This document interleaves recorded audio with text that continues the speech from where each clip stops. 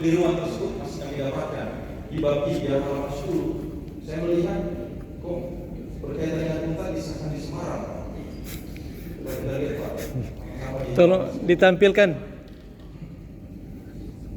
ke SOP kerjasama, tolong ditampilkan.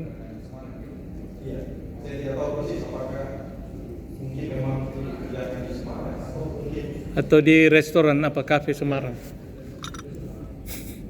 SOP apa dari pasar? SOP kerjasama halaman 10 tahun 2015 tentang kerjasama di Universitas Negeri Semarang bab 3.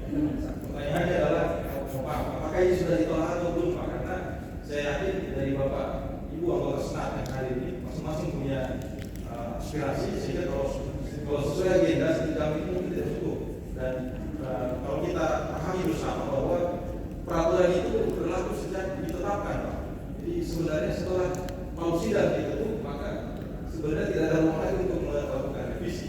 Kalau kita bicara, saya belajar dari Pak Sunarto, pakar hukum. Apa namanya? Sebenarnya seperti itu. Maksud saya, kalau kita melihat pada peraturan Senat, telah sebelum diplenokan, karena mohon maaf bisa diperlihatkan Pak Kamarudin. Pak Adun, Pak. Ya, boleh. Ini Pak, nomor 19 tahun 2015 tentang kerjasama di Universitas Negeri Semarang. Saya kira kita ini ada di Universitas berlaku Pak. Kenapa ada di Semarang? Pak, baris kedua Pak. Iya itu. Mungkin bisa diberi penjelasan dari Pak Ini. Pada pagi ini mendengarkan tadi arahan dari Ketua Senat dan Dekan. Saya kira ini memang sinerginya luar biasa dan anggarannya pandai menghasilkan produk yang tidak boleh. Untuk pertama sebelum saya menghitung lebih jauh tentang instrumen ini, pada instrumen tentang SOP dan instrumen ini, saya lihat di situ dalam kaitannya pembuatan instrumen dan SOP turun instrumen biasanya itu adalah strukturnya adalah indikator.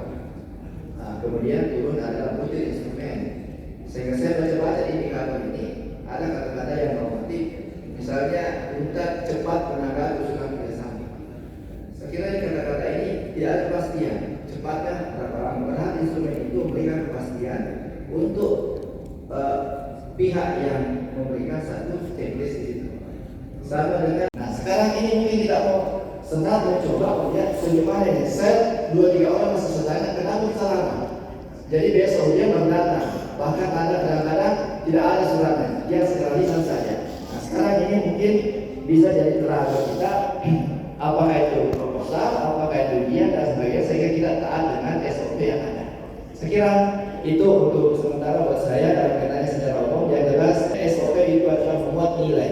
Nilai apa kira-kira yang memberikan satu bentuk untuk merubah karakter baik itu mahasiswa, dosen, sehingga itu betul-betul menjadi visi misi daripada fakultas kita. Jadi bukan hanya sekedar instrumen atau SOP, tapi muatan nilainya luar biasa, yaitu turunan dari visi misi, kemudian aturan-aturan yang ada di situ sehingga betul-betul FPP ini berkarakter. Bukan hanya sampai misalnya 1.000, 1.000, 12.000 surat, tapi dia punya karakter dalam pelayanan setiap mahasiswa atau alumni yang ada di situ. Saya kira terima kasih. Assalamualaikum warahmatullahi wabarakatuh. Baik, pertama memang setelah mengikuti beberapa kali rapat Senat, mungkin kita perlu melakukan yang namanya evaluasi. Beda sekali rapat Senat kita sekarang dengan rapat Senat tahun 90-an dan di awal 2000-an. Sekarang sepertinya Senat rapat Senat kita ini sudah main-main. Menurut saya, satu, kehadiran kita dengan undangan sudah tidak pernah betul. Ya, sementara ini adalah Senat. Jadi 2 rapat terakhir kita undangannya itu jam 8 dan itu sampai jam 9 lewat baru kita mulai. Ya. Yang kedua yang sudah disampaikan oleh Pak Mus tadi itu bahwa Senat itu mempunyai standar rapat yang benar. Kita coba ikuti itu kenapa? Dan inilah yang membuat sedangkan rapat Senat sudah seperti ini, apalagi rapat-rapat yang lain seperti kegiatan-kegiatan di program studi misalnya ujian skripsi, seperti tadi bincang-bincang dengan Pak Wadid Bidat tentang pelaksanaan mahasiswa PKL yang dosen sudah bawa kemana-mana tanpa standar. Jadi akhirnya standar aja yang tertinggi yang mengambil yang pengawas monitor yang tertinggi fakultas sudah tidak ada jalurnya, apalagi semakin ke bawah. Nah itu mungkin boleh kita coba pelajari kembali, kita refleksi. SOP ini khususnya untuk SOP keuangan. Namun demikian setelah kemudian kembali ada beberapa catatan yang mungkin nanti bisa dimasukkan sebagai perbaikan sehingga SOP nanti bisa digunakan lebih baik. Saya mulai dengan SOP pemeliharaan barang ini, pemeliharaan barang kantor. Kalau kita melihat yang sudah dicantumkan di sini, mulai dari ketentuan umum, ya, 5.1 wajib hidup misalnya membentuk tim di fakultas dari unit atau prodi, karena ini ada di level fakultas, karena barang-barang yang dipelihara itu ada di unit dan ada di. Kemudian peran dari koordinator akademik dan non akademik atau subkoordinator non akademik perlu ada di sini, Pak. Karena di sini kelihatannya 52 tim pemeliharaan peralatan kantor dikoordinir oleh bagian perlengkapan. Bidang akademik dan non akademik atau non akademik, subkor non akademik. Jadi tidak langsung perlengkapan yang dikoordinir sendiri, tim yang bekerja untuk persiapan melakukan penggunaan peralatan kantoran. Itu mungkin bisa disesuaikan di sana. Kemudian kalau kita melihat uraian ada di sini tertera bahwa dekan itu wakil dekan itu membuat disposisi ke dekan. Tidak bisa wadik itu membuat disposisi ke dekan dari atas ke bawah, Pak. Iya, kalau usulan, ya usulan. Jadi berdasarkan laporan dari tim perlengkapan bahwa ada kerusakan AC di prodi PPKN. Laporan dari tim tadi disampaikan ke hidup, nanti disampaikan ke dekan sehingga nanti turun lagi untuk pelaksanaan pemeliharaan. Dan di tim itu pemeliharaan tidak langsung dilaksanakan oleh tim yang ada di perlengkapan, melibatkan teknisi dari luar. Kegiatan yang DKM masih ada 8 masih ada 6 yang belum ada. Kemudian terkait dengan kualifikasi pelaksana dengan ketentuan umum di mana ada ketetapan tentang mahasiswa yang boleh mengikuti program MBKN.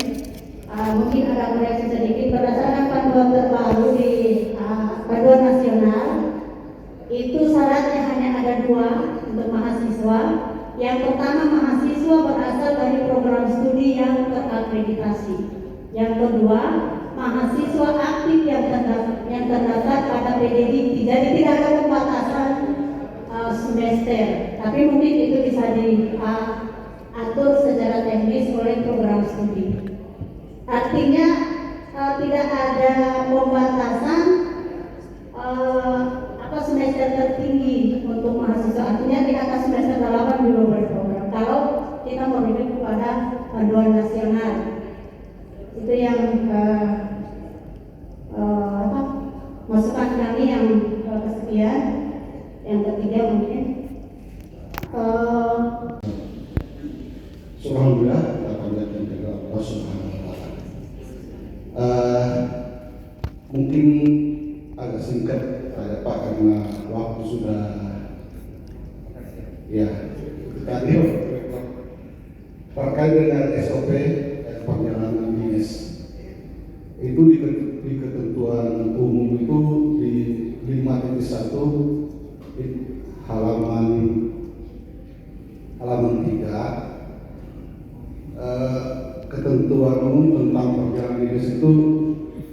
Saya bacakan Pak.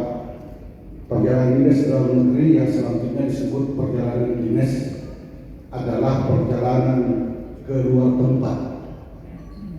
Mungkin makna keluar tempat ini masih ngambang, perlu barangkali definisi secara jelas yang disebutkan dengan keluar tempat itu. Yang kedua, apa tadi yang disampaikan oleh Prof. Kondar memang bahwa ketika undangan itu di jam 8, maka ketua senat itu harus melakukan membuka. Sejahtera bagi kita semua, Bapak Ibu anggota ketua dan ketua senat yang terhormat. Saya tadi terkesan dengan paparan dari Prof. Kondar tadi. Itu sesuatu yang mendasar dan menimpa kita semua, seperti itu. Ya, di fenomena kampus ini, saya lihat ini ada pelemahan atau pembenaran untuk kita itu tidak hadir tepat waktu, Prof. Dan itu alami sifatnya. Dan saya tidak tahu siapa nanti di komisi mana yang bisa menyelesaikan ini. Fenomena itu misalnya begini, ada ujian skripsi atau hasil atau proposal, sementara ada juga bertepatan dengan itu, ada juga mata kuliah kita aja. Tiba-tiba ada 2 kegiatan workshop yang harus kita hadiri. Gitu Pak. Apa kita fotokopi badannya kita ini? Di situ ada pembenaran untuk kita memilih mana. Pada akhirnya kita akan tidak ada di tempat yang lainnya. Nah kemudian tadi ini pun saya membuat pembenaran pada diri saya untuk lambat. Saya harus ke kampus melayani mahasiswa saya dulu. Dan saya sudah janjian dengan mereka lakukan itu. Sementara customer saya itu adalah mahasiswa dan saya di sini cuma diundang. Nah seperti itu. Apakah saya bisa disalahkan ketika demikian? Nah ini merupakan sebuah pembenaran secara alami tadi di kehidupan kita dosen. Maka pernah saya katakan bahwa manusia yang paling merdeka itu adalah dosen. Kita bisa datang lambat dan kita bisa pergi kapan saja meninggalkan sebuah forum. Ada tiba-tiba kita begini kemudian ada izin mau ujian Pak, Bapak mau larang kalau demikian. Nah, jadi bagaimana situasi yang umum ini dan memang kenyataannya begitu bisa terselesaikan di kampus ini. Dan itu pembenaran. Benar saya mengajar, kalau tidak gimana? Dan ada beberapa dosen kita yang tidak bisa kita ajak untuk ujian karena dia mengajar. Dan saya harus larang kalau seperti itu. Inilah fenomena yang ada di kita yang secara umum harus dibenahi sehingga nanti tidak ada yang namanya pembenaran itu. Banyak saya perhatikan dosen-dosen tiba-tiba meninggalkan ruangan yang tersisa tinggal berapa orang. Ketika kita tanya, ada yang mengajar, ada yang ujian dan sebagainya. Ini yang harus dibenahi. Nah ini benang khusus saya kira ini. Tapi harus dibenahi. Kalau tidak, pembenaran itu akan melemahkan kita untuk hadir tepat waktu. Karena saya menguji misalnya. Berada di dalam ruangan, alhamdulillah ruangan yang sangat mewah untuk kita semua. Dan yang saya hormati juga hari ini teman-teman dosen UPM yang diundang sebagai tim yang mempresentasikan dokumen SOP, instrumen dan panduan. Mungkin juga koordinator prodi diundang secara khusus. Assalamualaikum warahmatullahi wabarakatuh. Pertama-tama bersyukur kepada Allah Tuhan yang Maha Besar. Oleh karena kita hadir di sini tentu adalah bagaimana yang lebih baik dari apa yang ada saat ini. Yang seperti dikatakan di dalam manajemen itu adalah perbaikan terus-menerus yang tanpa henti. Itu juga yang disinggung dalam buku Kaizen, yaitu bahwa perbaikan terus-menerus itulah yang harus kita lakukan, baik itu di manajemen produksi, manajemen pemasaran dan pendidikan. administrasi dan di mana-mana. Hari ini sebenarnya kita bisa pahami kehadiran teman-teman, satu paham, satu pemikiran. Kalau apa yang diusulkan tadi itu adalah untuk kita semua, oleh kita dan dari kita, untuk pelayanan kampus ini. Oleh karena itu, terima kasih kepada Ketua UPM bersama timnya yang telah berusaha, yang telah mempresentasikan dari apa yang dilakukan tadi. Walaupun yang menurut Pak Dekan bahwa mereka sudah tanpa ada non budgeting. Lembaga yang resmi ke depannya di fakultas, bahkan tanpa lagi ada perangsang, tapi tetap tegak walaupun tidak dirangsang. Terima kasih kepada Pak Komang, Pak Nandrun, dan kawan-kawan semua yang sudah hadir. Kalaupun ada kawan-kawan tadi mengusulkan, memberi saran terhadap perbaikan, itu adalah rasa perhatian, rasa keterlibatan pemikiran mereka untuk perbaikan juga. Artinya bahwa teman-teman bersyukur sudah dipresentasikan apa yang ada. Bagi kita hari ini, memang kalau apa yang disarankan oleh Prof. Ponder, apa yang disarankan oleh Prof. Tahrir, lalu kemudian Pak Humaydi, kemudian terjadi perdebatan. Saya lihat karena ada dua hal yang kita tidak tahu. Pertama, telaah dan pengesahan. Kalau pengesahan itu harusnya yang hadir adalah anggota senat saja.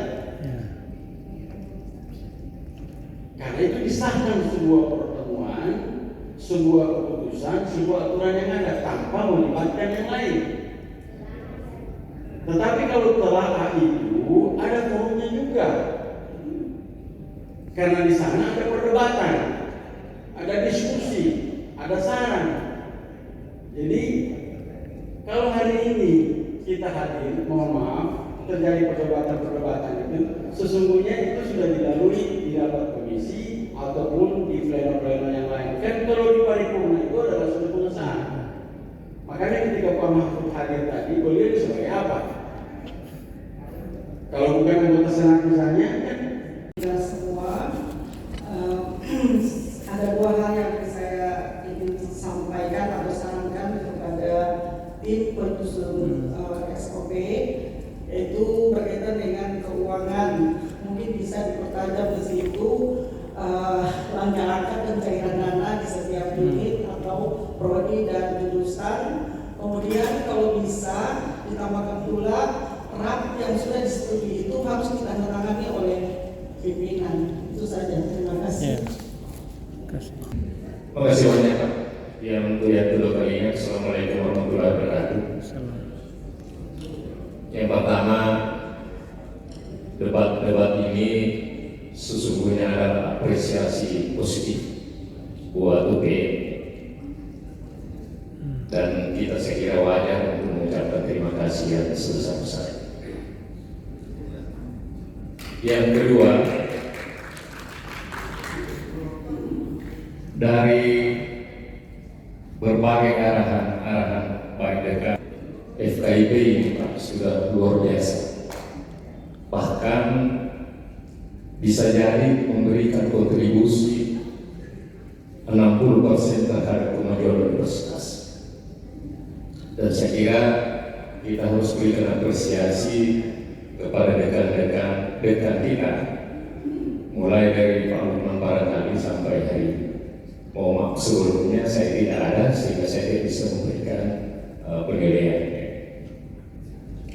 Di luar konteks ini, konteks itu, dan juga pembicaraan kita pada diskusi sore ini, pada siang ini, saya mau memberikan tugas tambahan kepada Senat, terutama kepada Ketua Senat. Saya kira sudah saatnya FKIP 01. Barangkali Bapak mengerti maksud saya. Ke depan ini saya kayaknya sudah FKIP harus 01. Ya. Dan itu harus Senat yang memulai. harus bertosnat yang harus tampil sebagai kelompok. Ini kita tidak berpolitik, ya. Tetapi kita harus buktikan bahwa memang kita layak menjadi orang yang hebat. Fakultas memang kita layak menjadi orang yang hebat. Belum pernah pakai FKIP 01. Dan saya kira Anda tidak berpolitik kalau Anda mensuarakan senat atas nama senat.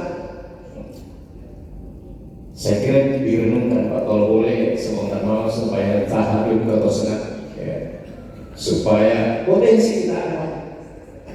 Waret hidup dekat ada ketua desa.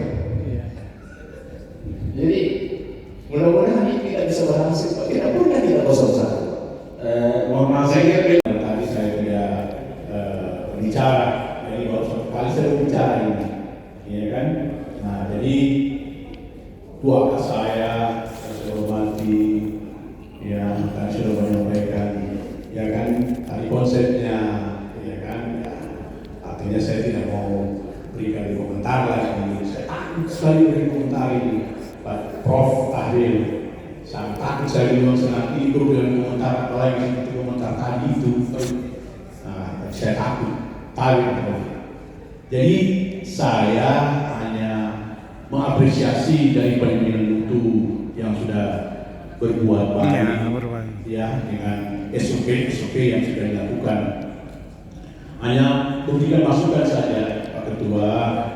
Ini pertama SOP itu sudah baik, tapi alangkah baiknya itu juga coba saya cermati dari visi misi. Kelihatannya mungkin terabaikan. Salah satu visi atau misi dalam ITEK dalam korelasinya dengan FKIP yaitu lingkungan hidup, berwawasan lingkungan hidup. Jadi tidak pernah tersentuh berwawasan lingkungan hidup itu seperti apa. Jadi kayaknya terabaikan. Memang kelihatannya garis besarnya itu visi-visinya itu bagus, tapi setelah diaplikasikan ke bawah kayaknya terputus. Ini dalam kaitannya dengan panduan praktisi tadi itu. Jadi barangkali itu tadi itu konsep tadi itu berwawasan lingkungan hidup itu seperti apa sehingga bisa ada hubungannya. Nah, tadi menarik yang sudah bicara tentang panduan praktisi masuk kampus masuknya tadi kan. Nah, itu kan karena kampus merdeka untuk belajar, artinya diberikan kesempatan kepada prodi untuk memilih, iya kan? Nah, yang menarik itu harus ada batasan. Yang tadi saya lihat ada dokter, ada jaksa. Sementara embrio kita ini adalah sebagai guru. Embrio kita guru. Jadi kita harus pahami. Ketika masuk jaksa di situ, sehingga nanti mindset anak-anak yang mau dikeluarkan itu jadi apa? Oh, jadi jaksa fakultas hukum. Iya kan? Kecuali barangkali ada korelasinya barangkali nilai-nilai moral. Oke, ada FKIP, ada BKN. Telah memberi saran supaya kita sama-sama mengerti apa yang kami tulis tadi. Misalnya begini, salah satunya ya, mohon maaf. Dalam menyusun instrumen tentu kami berdasar pada indikator-indikator seperti yang diminta oleh NAMDI dan sebagainya. Nah, mungkin ada yang tidak tepat, tentu kami akan berdiskusi pada Bapak atau Ibu tadi yang memberi saran. Dimohon nanti kesediaannya. Kemudian ada tadi praktisi. Jadi ini BKN kan peraturannya itu selalu berkembang. Pada saat kami menyusun, kami pun membaca panduan praktisi. Di situ praktisi itu akan terlibat berkontribusi pada mata kuliah itu mulai dari perencanaan sampai pada penilaian. Jadi berkontribusi. Itu bahasanya kami di dalam tulisan ini. Jadi bukan dia yang memberi nilai akhir tidak, tapi dia bersama dengan pengajarnya tadi. Nah, itu menurut panduan. Kemudian panduan praktisi ini berkembang lagi. Ada praktisi yang mengajar hanya 4 kali. Ini saya ikuti perkembangan di praktisi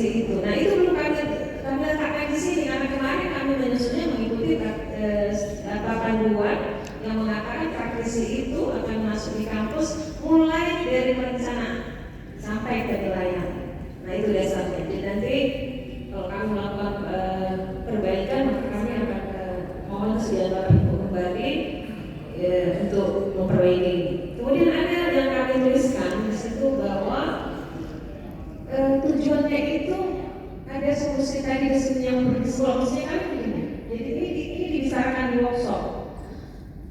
Maksudnya pada saat dosen yang keahliannya tadi itu pergi sekolah tidak ada lagi pasangannya tadi, itu yang menjadi peluang praktisi yang mempunyai keahlian dosen tadi yang pergi sekolah. Itu maksudnya, tapi bahasanya mungkin tidak benar. Nah, seperti itu.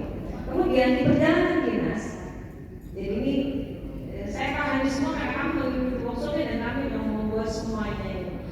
Di perjalanan dinas Bapak Ibu, yang kami tahu dan yang ini diworkshopkan bersama juga sampai pada staf-staf di prodi kami undang, staf di keuangan kami undang. Kalau perjalanan dinas itu kita yang mau mohon keluar, misalnya saya mau ke UNS, kemudian nanti akan dibahas dari sana. Jadi kita bukan melakukan perjalanan dinas menunggu undangan dari sana. Itu yang kami pahami dan dikerjakan workshop bersama dengan staf prodi dan sebagainya. Nah ini nanti kalau perbaikan ini tentu kami harus betul-betul harusnya ini juga sudah disampaikan waktu pelaksanaan kegiatan. Jadi bisa dibedakan praktisi masuk kampus yang basisnya MBKM dan praktisi masuk kampus yang prodi pendidikan bahasa dan sastra yang sudah laksanakan. Di dalam lantik itu poin 6.3 dan ada poin sub-poinnya lagi. Di situ sudah sangat jelas bahwa praktisi masuk kampus itu boleh guru, laboran, atau lainnya. Nah, kami di Prodi Pendidikan Bahasa dan Sastra Indonesia itu sudah mengundang yang bukan dosen. Mereka adalah alumni dan kepala sekolah dari 3 sekolah di Kota Palu ini yang memang kontribusi mereka itu relevan dengan mata kuliah. Misalnya ada mata kuliah belajar dan pembelajaran. Tentu kami tidak memberikan mereka mata kuliah semiotik atau pragmatik karena basis mereka menurut kami situ bukan dikatakan nakal, tidak bersesuaian. Nah sehingga tadi apa yang disampaikan dalam forum ini saya hanya memberikan contoh atau penjelasan kembali yang mana fakultas kita itu berbasis LPTK-nya di guru, tetapi dengan adanya MBKM ini tentunya kita mengikuti peraturan itu, mengikuti apa yang menjadi terobosan-terobosan baru oleh kementerian dan juga institusi kita. Itu saja. Terima kasih. Wassalamualaikum warahmatullahi wabarakatuh. Bapak Ibu anggota sidang yang hormat, sebetulnya menurut saya terhubung kalau mau disahkan. Kenapa? Berdasarkan pengalaman 2 dokumen yang saya ikuti dalam pengesahan itu tidak ada pengaruhnya. Entah sampai di mana diperbaiki atau tidak, itu sampai seperti di panduan akademik yang saya tahu ada beberapa hal yang memang perlu diperbaiki dan mahasiswa mengalami kendala karena belum diperbaikinya pedoman akademik. Jadi kalau menurut saya biarlah telah dulu di sini, gitu. Kami menunggu perbaikannya. Nanti pengesahan kan bisa di kampus, gitu. Kita kan punya ruang senat. Kita semua rapat senat jarang dipakai. Gitu. Itu sih saran saya, karena kalau sudah ada kan itu bisa disebar, gitu. Disebar dan itu memang yang sah, bukan yang draft yang dipegang oleh teman-teman gitu. Seperti registra panduan akademik itu teman-teman masih pegang yang draft, yang disahkan tetapi perlu revisi. Yang hasil revisi yang kemana? Gitu. Apakah kita punya masukan-masukan itu diakomodir atau tidak? Ya, kemudian dari segi tim, saya pernah jadi anggota tim yang perlu direvisi. Setelah disahkan itu dianggap sudah selesai. Kenapa? Karena dananya. Siapa yang mau